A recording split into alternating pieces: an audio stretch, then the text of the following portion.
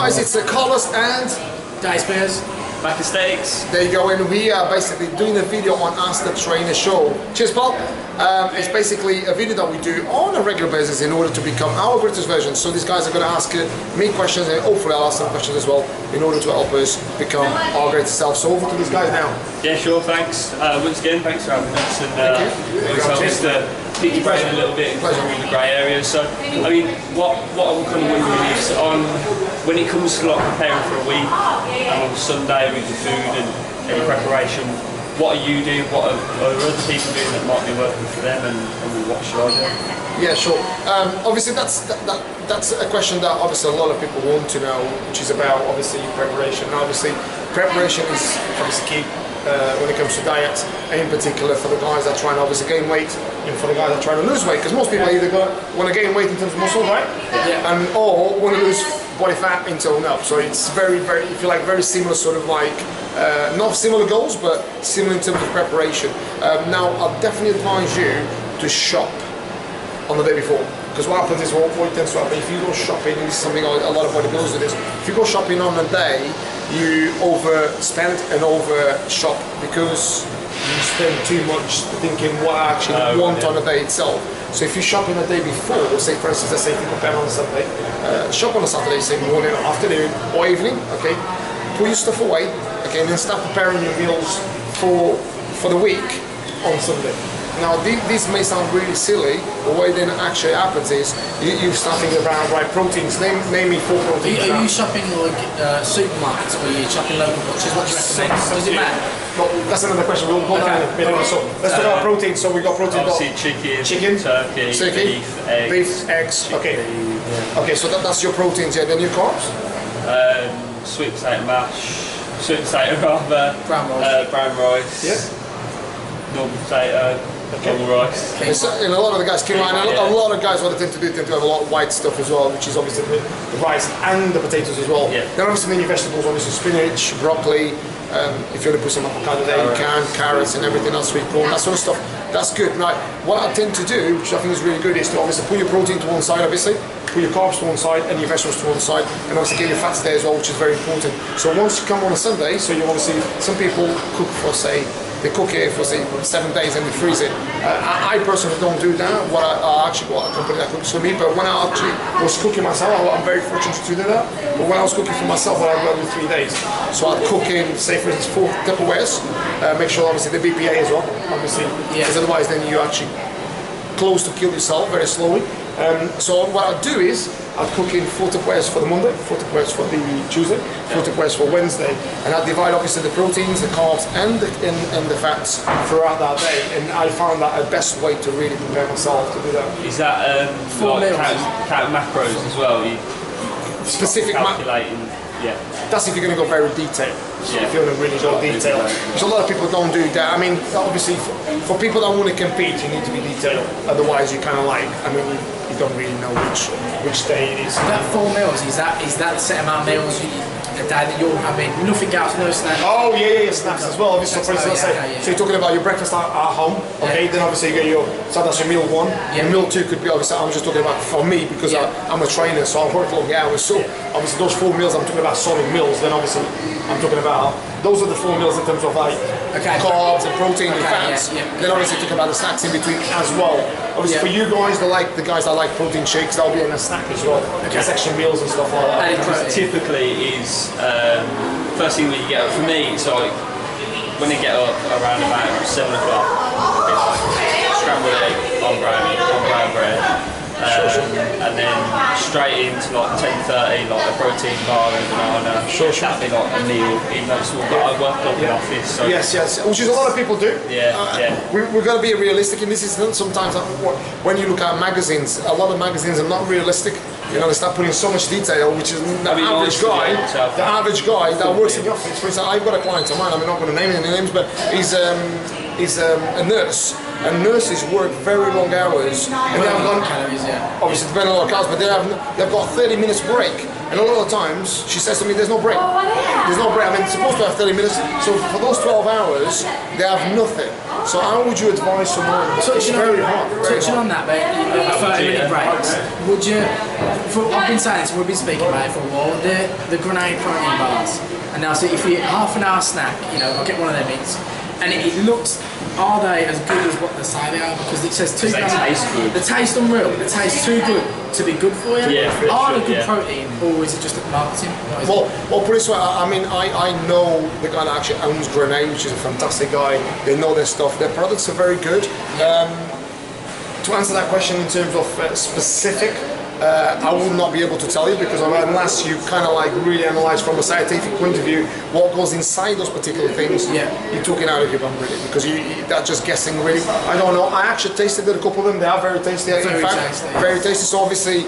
There's a marketing there, so if they taste it, people are going to buy it, okay? Are they good? Obviously, they must have some sort of quality, otherwise people will not get any results out of it, really. We'll have to bring one in. But nothing, for me, I mean, I'm a bit old school when it comes to that. I mean, I still think the meals, and obviously if you actually speak to actually top bodybuilders, they don't tell you, regardless of supplements you're talking about, you're going to have the meals in there, which is obviously the potatoes, the sweet potatoes, the brown rice, the vegetables, the asparagus, the spinach, whole foods. The whole foods. Those are the ones that really going to make... Food's always better, but would you say...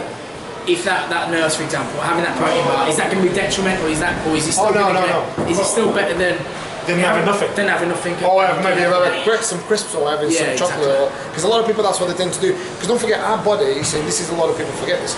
Our bodies do not care how good looking you want to be or how muscular you want to be. Your body's there to survive. So once you feel hungry, you start thinking, why do I crave sugars? Why do I crave salty foods? Your body's telling your brain, listen, survive.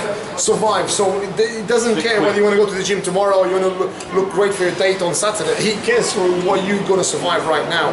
And that is really important to actually understand your body. One thing I always advise my clients to do is to, in fact, I have my bag in here, I could show you. Like in my bag, I always have this, right? This is the 5 things I always have. I always have 3 bananas.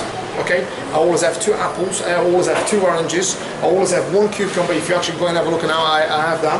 I have 3 lots of nuts, which happens to be my son. He normally tends to do this for me. He loves to put nuts in the little boxes because he does that for himself. So what we do almonds, walnuts, and sort of peanuts that I like. So what I tend to do is, I know if I'm starving, I'm not going to say, for instance, if I was in an office environment, I'm very fortunate to be a trainee and I love my job, but let's say if I was in a normal office, I had a normal job, I'll be in the office and I'll be thinking, right, I'm going to feel on me, what am I going to do? Okay, vending machine, bang. So my body's be thinking, right, it's survival. And that's what people do.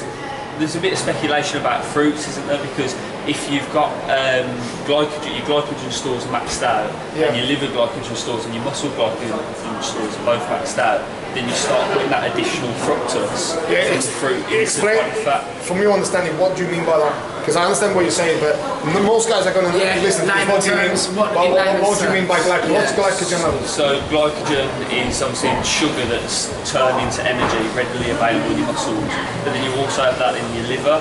So when your blood sugars are, when you're completely out of glycogen in the muscles and you're feeling like absolutely flat out from the gym, it will go to your liver for it. But because the fructose in the fructose, which is sugar, which is found in fruit, is stored in either your muscle or your liver. When you're out of both, or when you're maxed out on both, you'll start putting that sugar elsewhere. Yeah. And that's obviously how people get fat off fruit.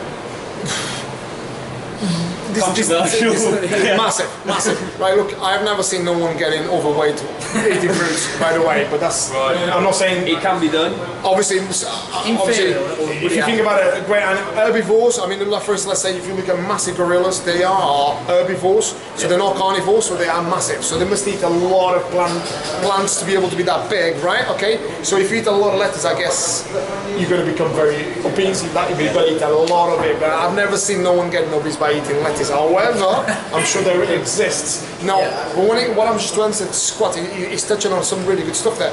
I think the biggest thing is about thinking what is the important, because I've always heard this about bodybuilders when they start talking about fruit. They go, I don't want fruit because it's fructose, and I'm thinking, right, okay. More calories when they get digested into your bloodstream, it's sugar anyway, because your body, if you couldn't make sugar, your body could not operate. So when people think sugar, people actually think sugar that comes in a teapot and you put it in the tea. your body translates foods into sugar in order for you to actually operate. Otherwise, your brain doesn't function, your organs don't function. So I'm not saying that it turns into those little cube, if you like, the little things, grains that you see, but it actually turns into glycogen levels in order to make you move. Now, to answer that correctly is, fruits are important because they're going to give you not only minerals, but they're going to give you the vitamins that your body needs to function as well. So that's really important, but I'm not advising you to have 20 apples, and I'm not advising you to have 20 oranges either. Do you know we're talking extreme. Extreme versions, yeah, totally. So I definitely have the certain amount. Now, if you say to me, right, I want to compete, I want to be on stage, do I need fruits? That's a different thing. Totally different thing. And this is why a lot of people You're talking about general health, not... Yes. You're talking about general health of a person, not to get to a show standard. Totally. So, and then, for instance, I say, even the water anyone drinks, for example, if you drink calcified water, for instance, from the tap, it's terrible if you're going to compete because it's going to make your stomach hold water. So I definitely advise you to have, obviously, a different way of pH over 10 water, alkaline water, in order to obviously help you that. But there's so many other things. When you get on stage, guys, it's just completely. The guys that competed before. Is it alkaline water? Do you boil that separate, or do you put cucumber in there? There's many ways, there's many forms to make it alkaline water. Obviously, there's Brita filter, so makes your pH level of water. Okay, +7. You want to have anything +7. Volvic water, for instance, or Evian water is all +7. Now the other way to do is obviously lemon. There's one you might think, bloody hell, lemon makes you acidic. Or how does it react to become? So what is lemon makes the water acidic. The molecules of lemon and water combined makes it alkaline. Crazy. Shit. Right, I'll keep recording now. Hi guys, it's Carlos, the Ultimate Fitness Training, once again with Dale here, and basically what we're doing today, we're doing a continuation of the video that we were doing with you guys the other day. For obvious reasons we got caught off, so we're continuing the video today. So Dale's got obviously several questions for me, so hopefully I'll be able to answer them to the best of my ability. Maka says he wish he could be here, but unfortunately he's delayed. But yeah, following on from obviously last week, we were talking a lot more about, in layman's terms, about glycogen levels, how that affects the body, how that affects building muscle. So if we start following from that, then I've got a couple of different questions on combat sports and stuff that we can go into. Yeah, sure. What questions do you want me to follow up on? Well, when we were talking about the glycogen levels, Scott was going a lot more into, there's a certain time period, depending on what you eat and where you're at, that you can actually build muscle. Yeah. I'll be honest, my knowledge isn't great on that. It's fine. Scott himself, so you bring that into layman's terms, and I think that's what he was in the process of doing. He's explaining what he means by when your glycogen levels are high, when you can actually build muscle. So basically, in very simple terms, I mean, obviously, it can be a bit of a mouthful of all technical terms in glycogen levels, and how you stay anabolic, and what's anabolism, what's catabolism. Very simple, obviously. When you go to the gym, whether you're an ectomorph, mesomorph, an endomorph, meaning a smaller guy, bigger guy, and a very large guy, or it doesn't matter who they are. If you do weight training to a vigorous sort of intensity, meaning like lifting heavy weight between 6 to 12 reps, in really working your maximum of your muscles, you basically create a powerful sort of chemical reaction in your body, which is called anabolism. So what it actually does is, the muscle fibers contract, and as they contract, they basically break. So in very simple terms, imagine like a tendon, which is tendons attach muscle to bone. So they're literally doing this as an example, say for instance there. So as they do these movements, obviously it depends what muscle it is, but more or less it's this kind of movement, or this kind of movement, or this kind of movement. And I look a bit silly sort of doing that, but you get the idea, really. So what it is, you get little tears. Imagine like elastic band, so little tears in an elastic band, and sometimes it could be very minuscule sort of tears that you probably very hardly to see, the eye will not be able to recognize, but they are tears that cause your muscles then to tear, and if you repair well, in terms of actually take a good amount of amino acids and have a good amount, obviously, glycogen levels through obviously carbohydrates in order to sustain your calorie expenditure, you'll start building muscle. Okay, now what we probably find with a lot of people, and they get really confused, is so because I'm this particular body, what type of protein do I take, or if I'm this particular body, what many calories I'm going to take. It does get a bit complicated. Now, the biggest thing I do, and this is one thing I do with my clients and works very well, is we obviously weigh ourselves in the beginning of them working with me. We measure body fat and muscle as well, and BMI, so really get a good structure where we are, okay? And we measure that every single week. Obviously, don't take me wrong, we're not going to get a massive difference in a week. You're not going to get a massive difference in a month, but you'll see gradual incremental changes. So we start getting some sort of what works for you. Totally, and that is the main key, really. But in terms of glycogen levels, in order to build muscle, obviously, you don't build muscle in the gym. A lot of people think this. I mean, they keep, they think they're going to build in the gym. You're not going to build muscle in the gym. You stimulate muscle in the gym. You might look pumped in the gym, but we will not grow in the gym. You stimulate muscle in the gym, and then you go home and have a good diet. And then when you're sleeping, your body releases growth HGH, which is human growth hormone. That's when you're growing, not when you're working out, not when you literally like working your balls off at work. It's not going to happen there, because your movement is when you're relaxing. That's why it's key to get there. What people say, hours, depending on your body type. Obviously not just for the body type as well, it's for your brain as well. I mean, it's at night that your body releases melatonin, which is a very important hormone in order to help you awaken and sleeping cycles. That also releases obviously serotonin, which is great for the brain, great to relax the brain as well, because the brain needs repair, not just the physical. I mean, a lot of people think it's just the physical. Don't forget, the brain commands everything. Touching on that diet, and obviously, repairing and when you're asleep. I know a couple of guys, a couple of lads, they'll get up at 3-4 in the morning to not miss a meal. Sure. What's more important, fasting and then staying asleep? Will you make more gains doing that? Or if I'm on a bulking diet, like lean bulks, try and build more muscle, am I going to see more benefits getting up at 3, having a high protein, high fat meal, for example, or sleeping through? What's going to get me more gains? Yeah, I've done that before. I mean, years ago when I was slightly bigger, because I was training a lot of bodybuilders. I have done that before. Don't take me wrong. I mean, what is best? This is the thing. Obviously, let's say, this is where a lot of people sometimes want to, they obviously, as your question, just ask me a question, and you can ask what is best for what, because if someone says what is best for to gain muscle, getting up every 3 hours is brilliant, because you constantly giving your body every 3 hours amino acids in order to deal with, to repair, to grow. Brilliant. Now, for your brain, it's not good, because you're breaking your brain cycle. So I mean, your brain's trying, because obviously after about an hour, your body starts releasing melatonin. You start basically relaxing, your alpha waves come through, your brain starts relaxing, and that's when you go into deep sleep.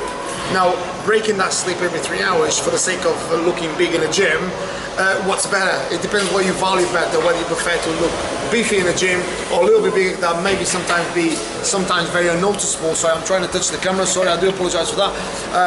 To obviously you breaking your rhythm of sleep, which then can cause you to be irritable in the morning, be moody. I don't know, it all depends on how people value. Your personal opinion is more, sleep's more important. I think that's for me right now, I wouldn't get up at 3 in the morning just for the sake of me getting the bigger arms. No, I wouldn't, because I don't think that, for me, I'm not saying that someone couldn't do that. I don't particularly want to get any bigger. So, although I'm bulking up, I don't particularly want to get massive.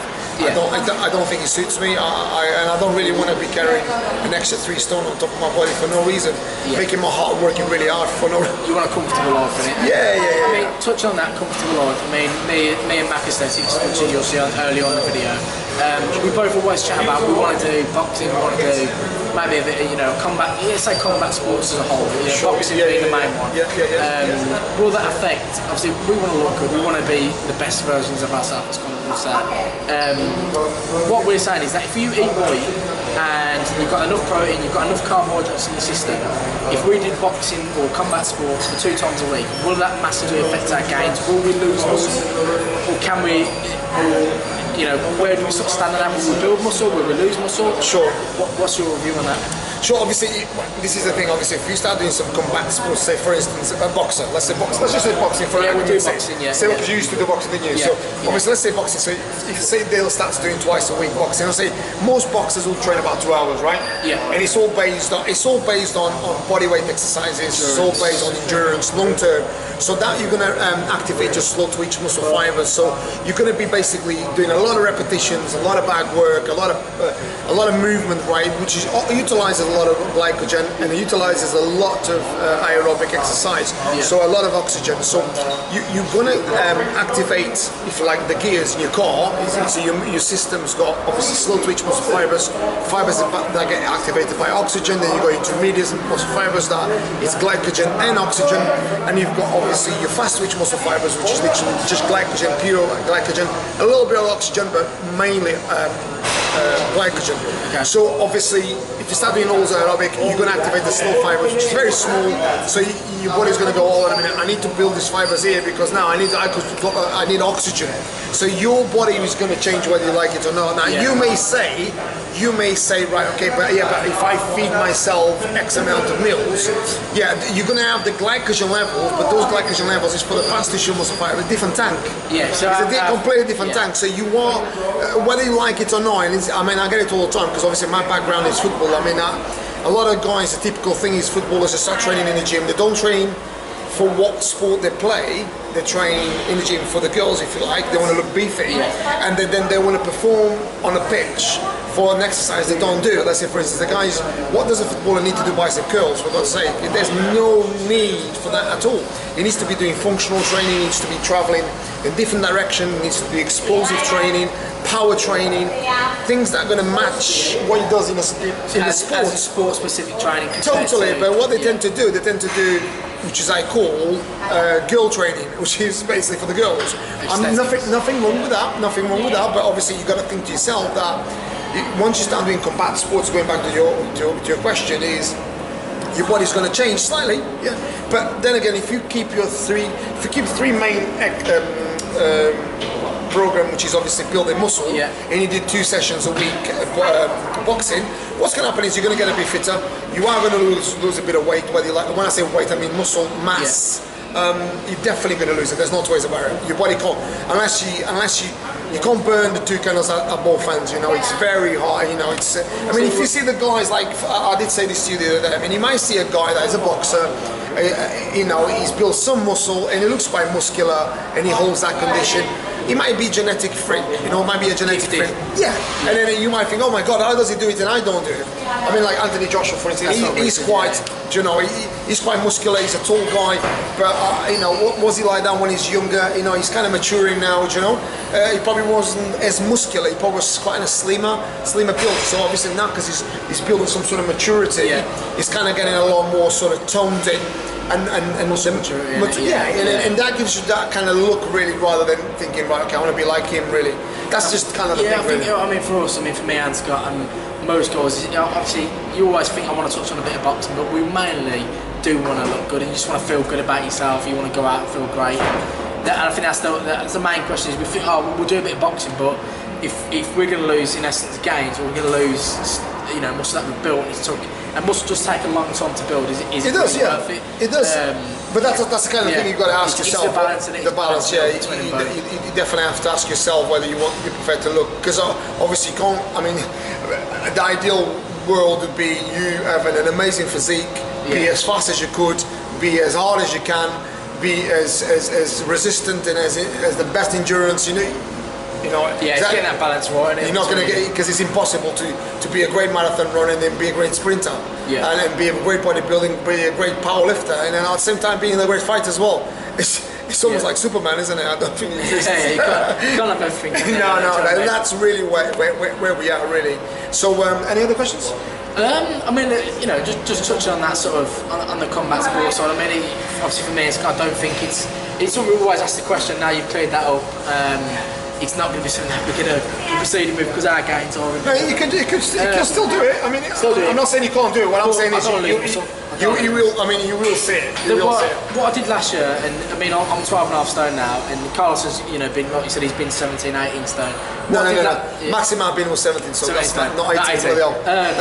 He's pretty big as he is now, but last year what I did is, you give me your theory on this. We might have touched it slightly in other places, but my idea was, and people call it a dirty bulk, for example, is last winter I put as much strength on as I can, you know, 4-6 reps, as much size on as I can, in order to make myself the biggest sculpture I can be. So my theory was, if my horse block's that big, when I strip down for next summer, I'll be this big, rather than my horse block starting this big, being this big. If that makes sense. Yeah, I understand that. Do you believe that's, as bodybuilders do, they have an off-season, on-season, is that me going into next year now, if I said to you, I want to compete by July next year, and I want to compete, and I want to be the dogs, for example, as we'd say, my best my body can be, is it better maintaining my physique now, and then trying to build muscle at a steady pace? Or be as big, as strong as possibly can to build as much muscle mass, and then cut down? What do you think on that? No, to answer that very correctly, and this is something that a lot of guys obviously struggle to understand. Is when you're trying to build muscle, what is muscle and what is fat in water is two different things. Because when you're trying to, what he's actually saying here about building a lot of muscle, being as big as I can, if I stopped him there and say, what do you mean by that in terms of what percentage of this muscle, what's fat? Because you can have a guy and he walks in the gym like this with a massive top on and whatever else, and he's put loads of size on, but what he fails to realize is that yes, put size on, that's true, but out of that size, what is actually muscle is a whole different thing. And this is where a lot of guys, because there's no point you going out there putting 2 stone on, but out of those 2 stone, you've got 5% muscle. Yeah, it's fair point. Do you see how 5 pound, when I say 5%, that's a 5 pound muscle. So you then have to lose all 1.5 stone of fat, which is then you're gonna obviously pull your other muscle or the part of the body in jeopardy for the sake of these 5 extra pounds of muscle. Which is absolutely pathetic. Do you know what I mean? And that's what he's really got to be very careful with that. And I think that's my mistake last year, is when I did go up to 14 stone. Oh, people do. People do.